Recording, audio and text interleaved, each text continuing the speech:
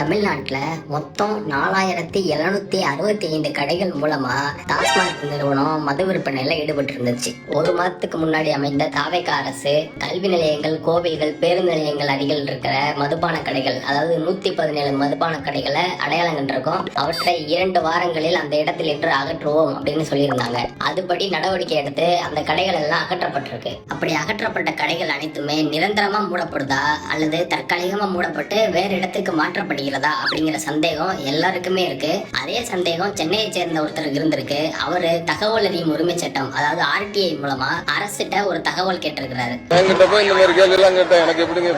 717 கடைகள் மூடப்பட்டதா சொல்லிருக்கீங்களே, அப்படின்னா மீதி இருக்கும் மொத்த கடைகளின் எண்ணிக்கை எவ்வளோ அப்படிங்கிறது தான் அவர் கேட்ட தகவல். ஆனா டாஸ்மாக் நிர்வாகம் என்ன சொல்லியிருக்கு அப்படின்னா, இந்த கோப்புகள் எல்லாம் நிலுவையில இருக்கு, அதனால தகவல் எல்லாம் கொடுக்க முடியாது அப்படின்னு சொல்லியிருக்காங்க. சொல்லாததையும் செய்வோம். 2 வாரத்துல 717 கடைகளை இழுத்து மூடின டாஸ்மாக் நிர்வாகத்தால இந்த சின்ன தகவலுக்கு பதில் சொல்ல முடியாமையா இருக்கு.